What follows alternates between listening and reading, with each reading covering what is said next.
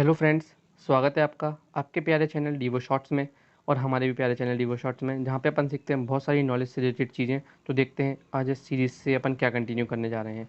तो आज से अपन सीरीज़ शुरू कर रहे हैं मास्टर सीरीज़ फॉर इन्वेस्टमेंट। इस सीरीज़ को देखकर आप एक अच्छे इन्वेस्टर बन सकते हैं, जिसका ये एपिसोड नंबर 1 है। तो चलिए देखते हैं आज के टॉपिक क्या क्या है। आज के टॉपिक है व्हाट इज़ मार्केट कैपिटलाइजेशन और दूसरा व्हाट इज़ पी रेशियो। तो चलिए देखते हैं, शुरू करते हैं। बहुत ईजी है ये, कोई कठिन तो है नहीं, आपको भी पता है। तो चलिए, पहला व्हाट इज़ मार्केट कैपिटलाइजेशन। मान लीजिए कंपनी ए है, बिल्कुल बन गई, खड़ी कर दी हमने इसकी बिल्डिंग। कंपनी बी है, उसकी बिल्डिंग भी हमने खड़ी कर दी।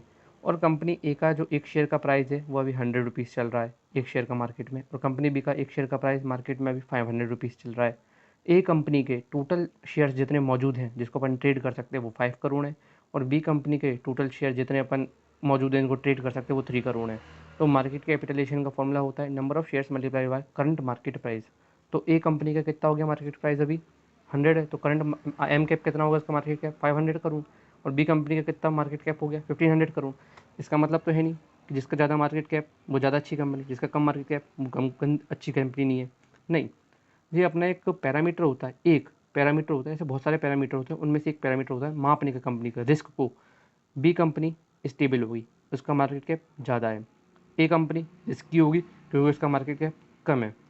मतलब मार्केट कैप जिसका ज़्यादा होता है वो स्टेबल होती है, और मार्केट कैप जिसका कम होता है वो क्या कहते हैं, थोड़ी सी रिस्की टाइप होती है।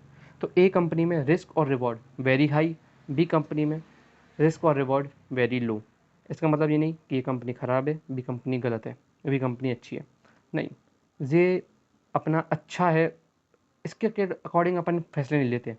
मार्केट कैपिटलाइजेशन के अलावा अपन वो नहीं लेते हैं कि अपन जो कंपनी बुरी कंपनी ख़राब, ठीक है ना। तो what is P ratio, price earning ratio होता है, प्राइस टू अर्निंग रेशियो। यानी कि 1 रुपया कमाने के लिए आपको कितने रुपए देने पड़ रहे हैं उस शेयर के लिए। 1 रुपया कमाने के लिए आपको कितने रुपए देने पड़ रहे हैं, 1 रुपया कमाने के लिए कितने रुपए देने पड़ रहे हैं उस शेयर को। मान लीजिए 20 है किसी शेयर का पी, तो इसका मतलब कि आपको 20 रुपये देने पड़ रहे हैं जब वो 1 रुपया कमा के आपको दे रहा है। ऐसा समझ में आया मैं क्या बोल रहा हूँ आपको। 20 रुपये देने पड़ रहे हैं तब आपको 1 रुपया कमा के दे रहा है शेयर। तो चलिए देखते हैं अपन क्या है इसमें पी रेशियो में। मान लीजिए एक कंपनी ए है, बिल्कुल एक कंपनी ए है, उस कंपनी देख लीजिए, कंपनी में लिख दी, थोड़ा लेट आया। कंपनी ए है, उसका ईपीएस चल रहा है अपना। ईपीएस क्या होता है पहले तो ये पता कर लेते हैं। ईपीएस का फुल फॉर्म होता है अर्निंग पर शेयर, जैसा कि नाम से ही लग रहा है एक शेयर की अर्निंग। मतलब कि टोटल शेयर जितने कंपनी के हैं और जितना प्रॉफिट होता है कंपनी को, उसको अगर तुम डिवाइड कर दोगे तो ईपीएस आपका बढ़ जाएगा।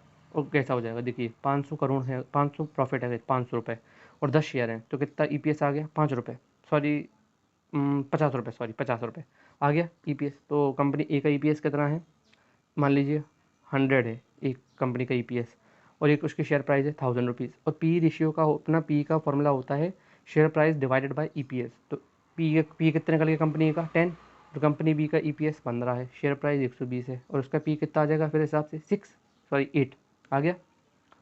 मैं तो आपको देख रहा था मैथ कितनी अच्छी है। तो कंपनी ए का आया कितना पी, कितना पी आया 10, और कंपनी बी का 8। तो फर्स्ट ईयर में मान लीजिए कंपनी ए का प्रॉफिट होता है 25 करोड़, कंपनी बी का प्रॉफिट मतलब सेकंड ईयर में होता है 50 करोड़, और थर्ड ईयर में होता है उसका 100 करोड़। और कंपनी बी का होता है फर्स्ट ईयर में 6 करोड़, सेकंड ईयर में 9 करोड़, और थर्ड ईयर में 15 करोड़। तो आप देख रहे हैं कंपनी ए के प्रॉफिट डबल होते जा रहे हैं, लेकिन कंपनी बी के थोड़े यूनिफॉर्म है कि चाहे जैसा हो या ऐसा कैसे कैसे हो रहा है। तो इसका मतलब ये नहीं है कि, लेकिन इनके जो है जिसका प्रॉफिट ज़्यादा होगा उसका पी भी ज़्यादा हो जाएगा अगर दिमाग लगाएं तो। कंपनी बी का पी कम रहेगा, लेकिन कंपनी बी भी तो प्रॉफिटेबल है। ऐसा ज़रूरी नहीं है कि पी जिसका ज़्यादा हो वही कंपनी अच्छी हो, पी जिसका ख़राब हो वो कंपनी गंदी हो। इससे ज़रूरी माना जाता है कि पी अगर 20 से कम है तो कंपनी अंडर वैल्यूड है। ओवर वैल्यूड ये तो नहीं है। अगर आप अच्छे स्टॉक में इन्वेस्ट करते हैं तो आपको भी पता है कि कोई अंडर वैल्यू ओवर वैल्यू नहीं देखा जाता, तो ये कंपनी में ओवर वैल्यू नहीं देखा जाता। तो ये थी आज की वीडियो, चलिए रखते हैं। यदि आपको वीडियो पसंद आई हो तो कृपया लाइक करें, शेयर करें, सब्सक्राइब करें, और ऐसे ही चीज़ देखने के लिए हमारे चैनल को सब्सक्राइब करें और शेयर भी करें इस वीडियो को। और हमारे एक टेलीग्राम चैनल भी आप उसको सर्च कर सकते हैं जाके टेलीग्राम पे कि डीवो शॉर्ट्स ऑफिशियल, उस पर आप जुड़ जाइए। उस पर आपको पर डे नई नई न्यूज़ मार्केट से खबर मिलती रहेगी। चलिए बाय, टेक केयर।